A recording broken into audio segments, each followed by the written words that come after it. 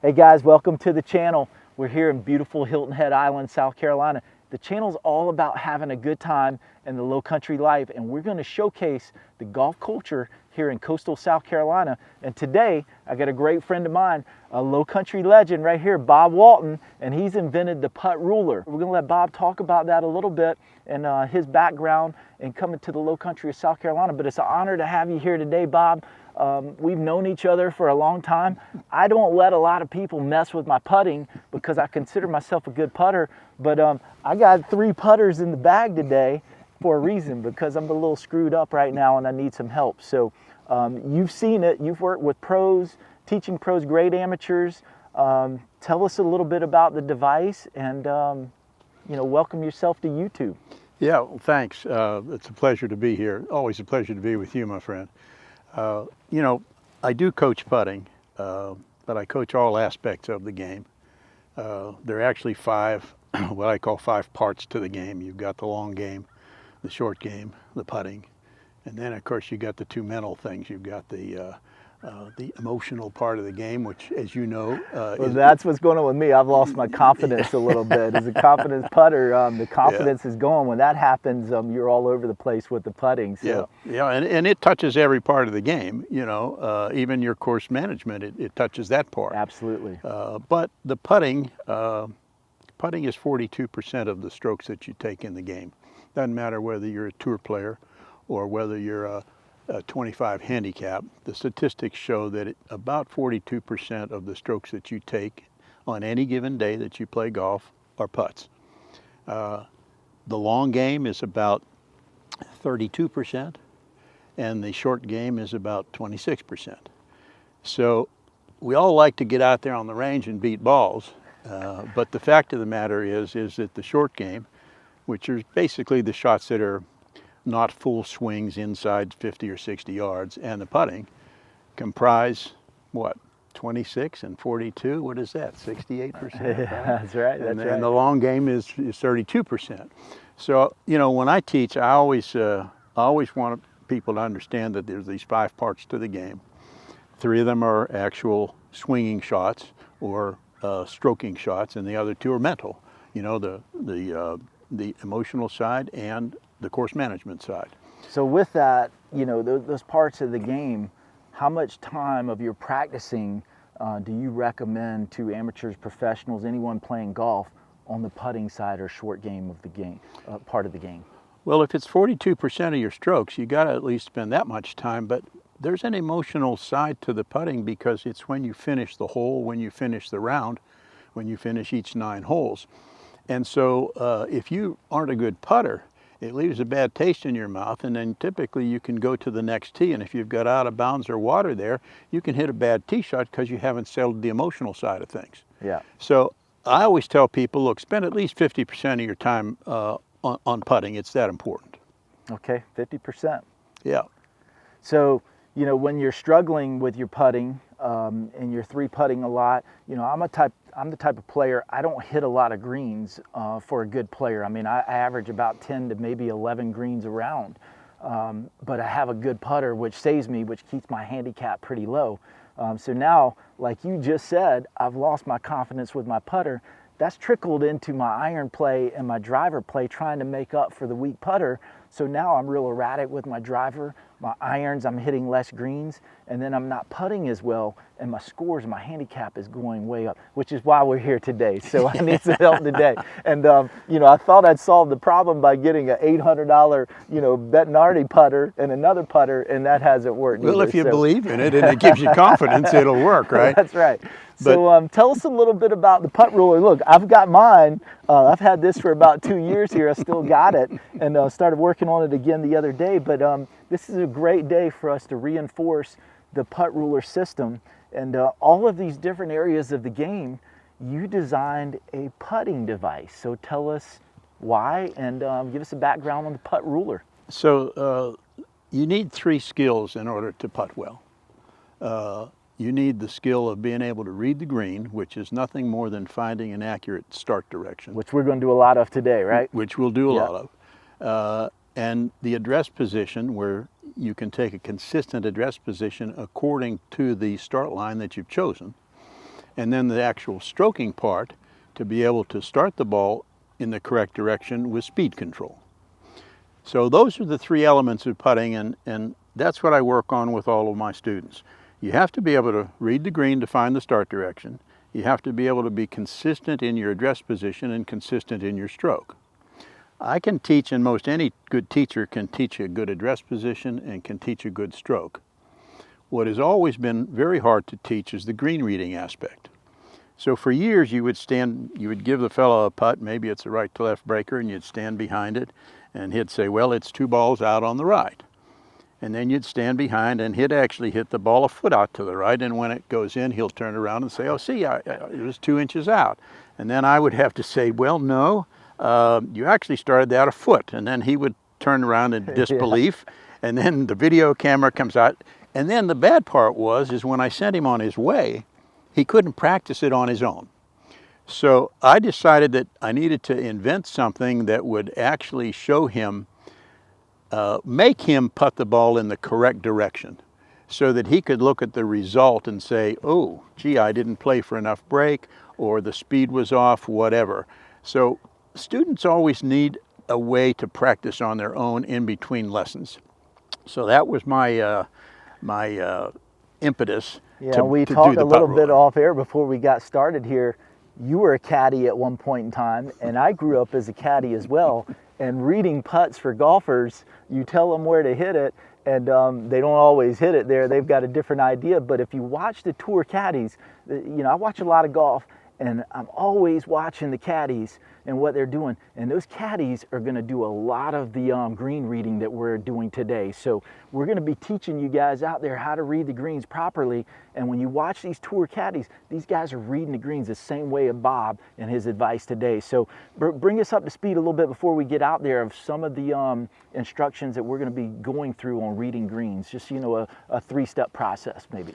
Well, it's all about the speed of the putt and the line that you've chosen. And those two have to match up in order to get what I call an accurate start line.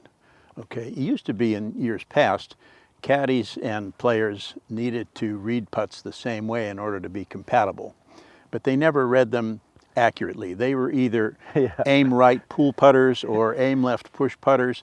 They didn't do it accurately. But what I do is I teach people through the putt ruler to pick accurate start lines. Because if you find an accurate start line, now you can set up to the ball the same way every time, and you can stroke it the same way every time. You don't have to use pushing and pulling to get it on line. And so the putt ruler immediately tells you whether or not the line you've chosen is correct. And you can see by the end result, and you can see what the speed was like as well. So it's all about picking an accurate start line and controlling your speed. Yeah, and what I like about the putt ruler is we play on Bermuda greens here in the South, which is different than the greens at Oakmont in the Northeast, and you do have a little bit of grain. The putt ruler is a good device, and we're going to see this when we get into some actual putting. You've got to get a good end-over-end roll with Bermuda greens, and you've got to strike that ball solid. So the putt ruler reinforces that, and that really helped me out a couple years ago when I was using it. So, what have you seen transitioning from the Northeast golf down here to South Carolina, where we have all Bermuda greens with putting? What are some of the tips that you give? Do you coach differently on Bermuda greens versus the greens we have in the Northeast on the bent, or what? Give us an idea of that. Well, Bermuda throws in this additional problem of grain, which we don't have up north or in other parts of the country. So that's you got speed, you got line. Speed is all about how long the putt is. Is it uphill, downhill, level? The braking part of it, is it right to left, left to right? Okay. And you can tell that on up north greens or non-Bermuda greens just by the tilt of the green and by observing it. But when you come down here and you got Bermuda, now they throw this little ringer at you that says, oh, well, but the grain's going this way and the grain's going that way, or you're against the grain, or you're down grain. So it adds an extra problem to the dimension.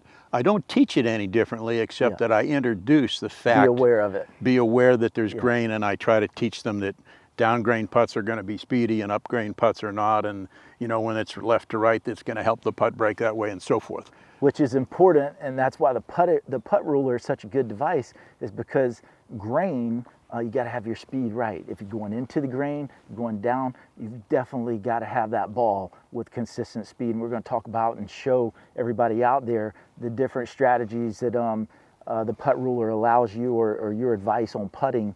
But the other areas, you know, we've got public golf courses. Today we're out at Hilton Head National. The guys that I checked in with said the greens are rolling about 9.5, 10, which are pretty good out here today. Some of the other greens may be rolling 7 or 8 this time of year because they overseed the greens a little bit. And then you get into some of the better courses where greens, like Paris Island, where we're going to be out of, their greens consistently roll 11 or better. So, you know, putting becomes real important, and your chipping around the greens is really important. But, you know, when you get to faster greens or slower greens, is there any advice that you give the players, or the mindset for slower greens versus faster greens putting? Longer stroke, shorter stroke? I mean, I don't, you know, I try to stay away from stroke, because what I find is that when people are good at reading greens and they take a consistent address position, the stroking part really isn't too much of a problem. We always blame our stroke on things, and we try to fix our stroke because it's the last thing that we did before we missed the putt. So it must have been that, right? Yeah. We never go back through, was my address position correct? And did I actually read the putt well? So I stay, usually until it's the last thing, I usually stay away from trying to tell somebody how to stroke the ball. And I do that because it makes it easier on me. They get to stroking it pretty darn good when they have read the green correctly and when they take a good address position. And, you know, most golfers are already stuck in their ways, so they already have their stroke. They're pretty much not going to change that. They're not going to change their swing. So it's smart to teach that way. And I putt a little different. I swing a little different than other golfers. By trade, I'm a baseball player, so I learned how to play. I play with the baseball grip. And, you know, I got a buddy, he plays cross-handed on the channel. Can't wait for you guys to see Quincy.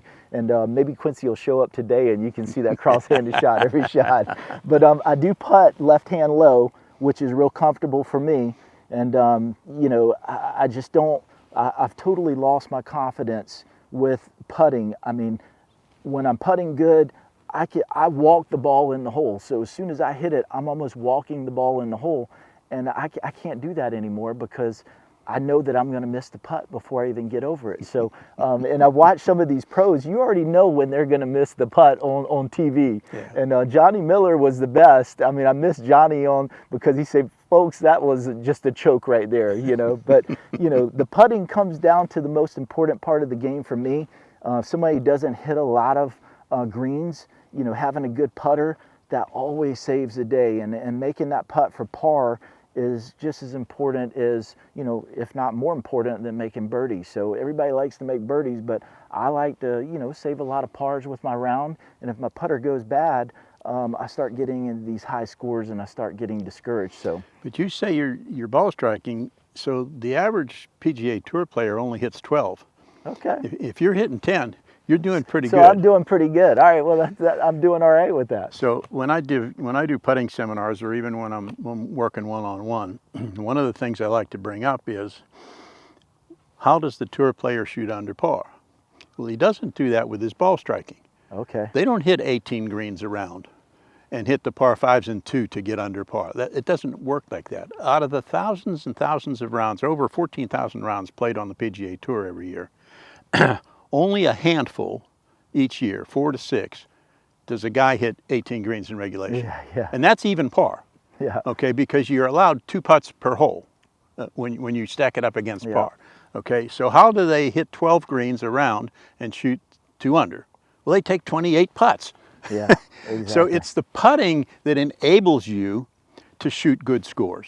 So your philosophy, how many putts per round should it, let's say a 5-6 handicapper or somebody who's a decent golfer, how many putts per round should, you know, if somebody's keeping their statistics, everybody now is keeping statistics on driving, you know, how many fairways have I hit, how many greens have I hit, how many putts. How many putts? You know, I hear that you should be 24, some people say 28.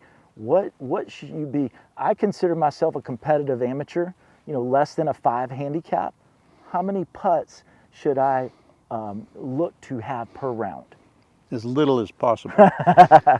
But not to be smart about it, but the best putters on tour take around 27. Okay. Average. Okay, so that means sometimes they're going to be 23 and sometimes they're going to be 32, right? And the worst putters on tour take around 30, 31. Okay. Well, you know, that's a spread Close of about margin. four for round times. For us, there's 16 shots right there, and it's funny because if you one look, putt per day, and almost one per day in a four rounds, right? Look at the money list and look at the putters, the best ones doing. Those things match up pretty closely usually. Okay, so you got to be able to putt the ball if you're going to compete. How many you take, like I said earlier, as little as possible. Okay. A lot of that has to do with how close you get your pitches, how close you get your chips, your approach shots.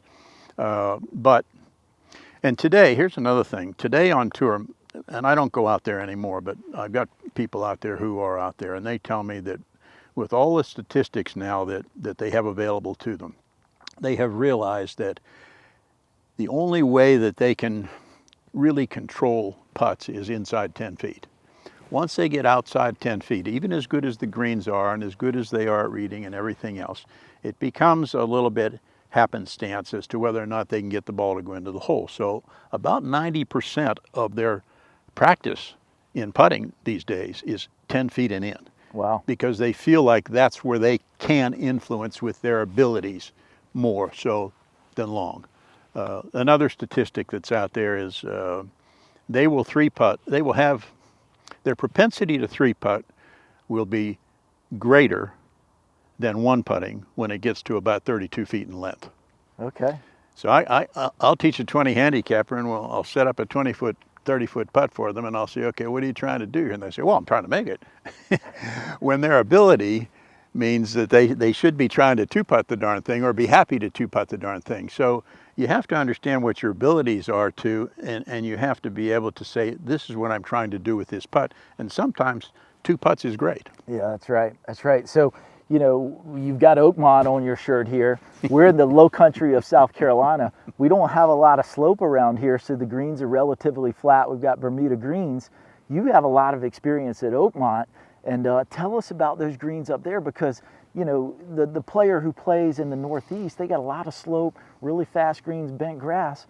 Down here in the low country, I would say it's a little easier to putt, to bring the grain in. It makes it a little more complicated. You got to think a little bit about it. But tell us some about your experience at Oakmont and some of those greens there, because worldwide they're known as some of the fastest and best greens around. You've had some great scores there, and you played a lot of golf there. But what's your mindset when you go to a course like Oakmont, where the greens are super fast and a lot of slope? Well, first of all, you have to understand that the faster the green gets, the harder it is to make putts. And the big reason for that is that in order to make putts on fast greens, the speed at the hole has to be greater. And when the speed at the hole is greater and you miss, you got the 4 and 5 footers coming back. Whereas on slow greens, the ideal speed may be 1 foot past the hole. Okay. Plus, you got to play for a lot more break, and typically, I don't care whether you're a tour player or average Joe, you don't play for enough break. You know, the further that start line has to get away from the hole, the more nervous we get. Yep, exactly. So I'm always fighting with my putting students. Play enough break. They always underplay break. Okay. And that makes them either push the putt out or pull the putt, or it makes them give it too much speed to hold the line. And we're going to go over a lot of tips today on how to properly read that break and the speed. And the putt ruler is going to help us out with that, right, Bob? Absolutely. Yeah. Absolutely. Yeah. So tell us a little bit. I was looking at the website. Give us the name of the website for the putt ruler again, Bob.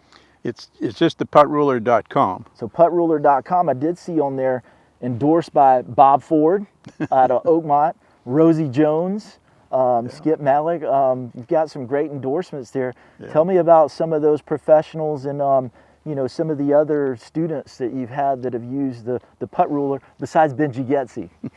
I'll tell you a funny little story. I was down in Trump Jupiter a couple years ago. This is when they first started this adaptive open championship, the USGA. And one of the guys that I got a call from was Dennis Walters. And Dennis is a trick shot guy. He's paralyzed from the waist down. and he wanted me to come down and work on the putting. And I was like, well, what do you need to work on your putting for? He said, well, I haven't putted since my accident 40 years ago. He says, all I do is trick shots. Oh, wow. But I want to play in the Adaptive Open, see?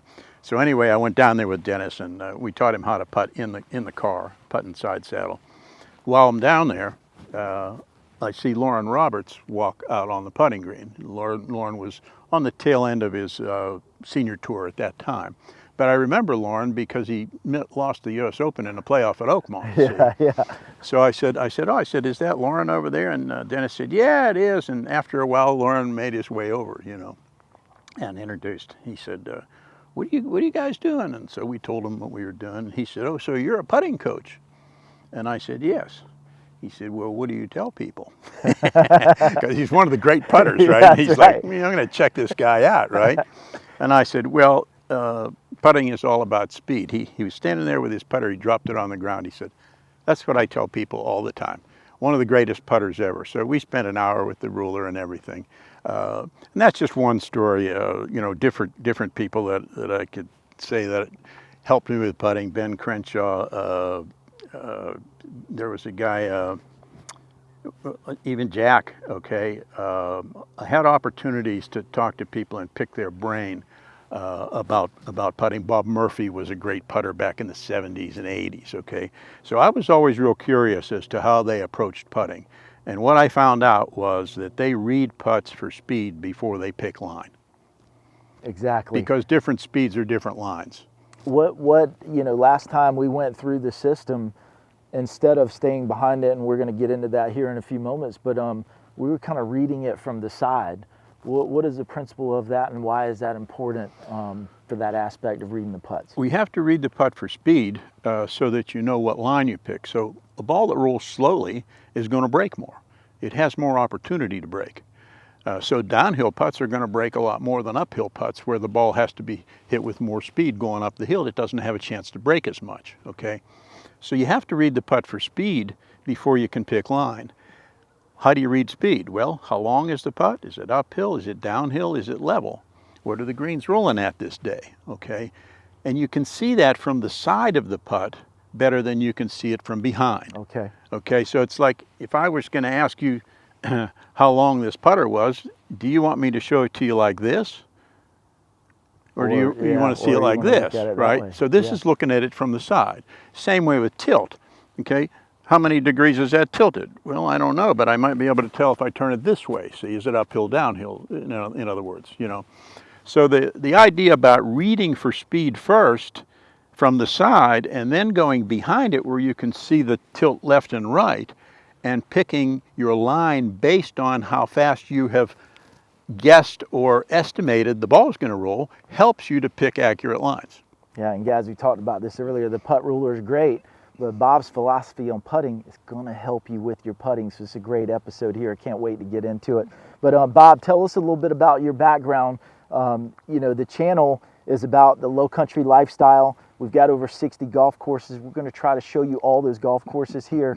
But we're honored to have you on the channel. We're honored to have you in the low country here. How long have you been in the Hilton Head, Buford area, and what brought you to the area? And tell us what you love about the area. Yeah, a long time. We first came here in 1972 on a family vacation, rented a place down in Sea Pines, and actually moved here in 1976. So I've been here for a long, long time. You know, like every other place that you live, you look around and say, yeah, maybe there's a better place. And my wife and I have thought about it for the last almost 50 years now. We can't find a better place. I agree. So we love the Low Country. When I first came here, how many golf courses did we have in the 70s? Yeah, maybe about a dozen. Yeah, now we've got over 60. Yeah. Okay, so I've seen all these golf courses go up, built. Hell, when I first moved here, the phone book was one of these little quarter things that was about this thick, and there were like 2,000, 2,500 people living here in the phone book.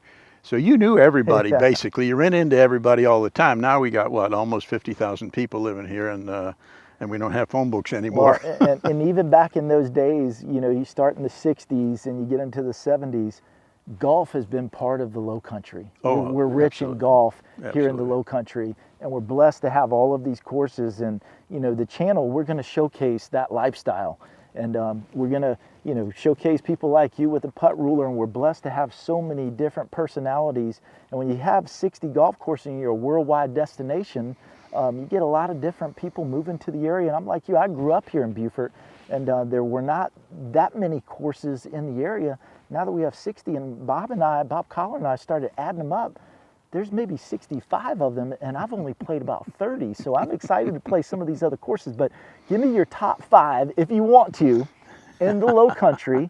Doesn't have to be public, doesn't have to be private, but I'm not going to pin you down to your favorite one. But give me your top 5 courses that, and it could be an old course from the 70s or 80s, might not be around today. I think all the courses are still here, but what are your top 5 courses here in the Low Country, Beaufort and Jasper County? Well, you can't ignore Harbortown. It's had the tournament since 1968, and it in and of itself has been a big reason why golf has grown in this area.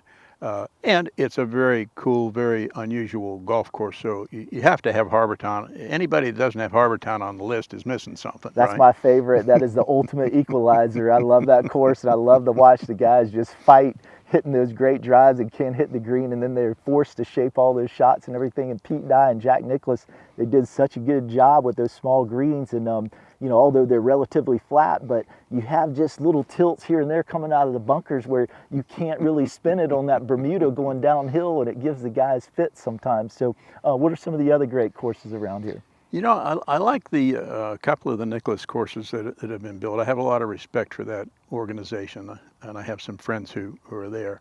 The course that they did at Colleton River, I really like that golf course. The other one that they did at May River, I really like that golf course. And then the one that they did further out the road, the name, Riverton. The Riverton. Riverton Point is probably the hardest course. We talked about this on the first episode, the Hall of Fame episode, where we inducted Jack Nicklaus into the Hall of Fame. The hardest course in Beaver County. I played out there several times. They moved a lot of dirt. There's a lot of elevations. Have you been out there yet? Oh, yeah. It is really a cool course. Jack did a nice job, but what people don't know, that course was closed for 15 years or 12 years, and it just opened up about 3 years ago, and they have maintained it for quite some time. But that's really, from a challenging golf, that's one of my favorite courses around right now. My number one is Harbortown. I mean, I just love everything about Harbortown and the holes, and it takes the big hitters out of play, and it forces them to try and score. And that's a great course. The condition, May River, the Nicklaus course, hard to get conditions better than both of those. Those are great layouts. So that's 4. Give us one more here in the Low Country. Well, I have to say Secession, right? Yeah, Secession, day in and day out. It's one of the best condition courses in the country. You get around Augusta, March, April.